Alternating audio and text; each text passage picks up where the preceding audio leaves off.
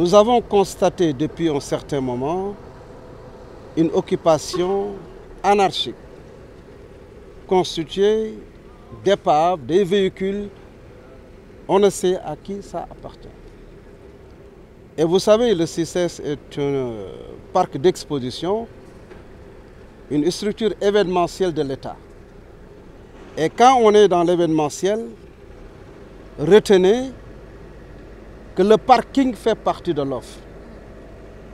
Et je voudrais donner un signal fort au grand public pour dire que le CICES n'est pas un dépotoir où on vient laisser son véhicule, oublier son véhicule et partir. C'est terminé maintenant. Nous avons mis en place une direction chargée du cadre de vie. Parce que quand on est dans l'événementiel économique, avec la nouvelle orientation du CICES, qui s'inscrit dans une dynamique du renouveau du centre, nous avons beaucoup de partenaires maintenant. Nous organisons beaucoup d'activités et tout doit se passer dans un cadre convivial et attrayant. Oui, nous, en prélude maintenant à la 31e édition de la Foire internationale de Dakar, qui va se dérouler du 7 au 31 décembre, nous attendons du public. Au minimum, on aura 350 000 visiteurs. Mais ces visiteurs, en général, viennent en voiture.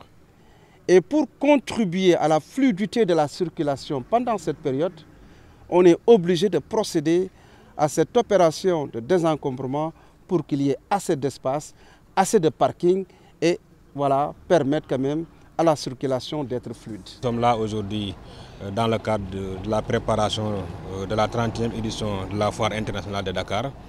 Donc, sous la saisine du directeur général, donc, nous étions venus dans un premier temps pour faire l'état des lieux et aujourd'hui nous sommes dans l'opération de désencombrement.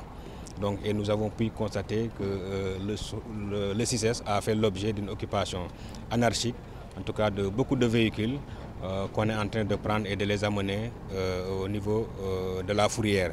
C'est pour permettre de bien accueillir les citoyens, en tout cas les usagers du CICES qui vont fréquenter la foire qui est prévue dans les jours à venir. Je pense que c'est du 7 au 31 décembre.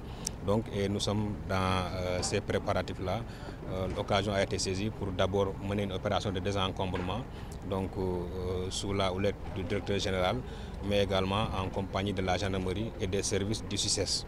Et d'ici la fin, je pense que nous aurons au moins près d'une centaine de véhicules et d'épaves qui ont été garés au niveau de la foire et que nous comptons en tout cas amener à la foire, à la fourrière, comme je viens de le dire tout à l'heure.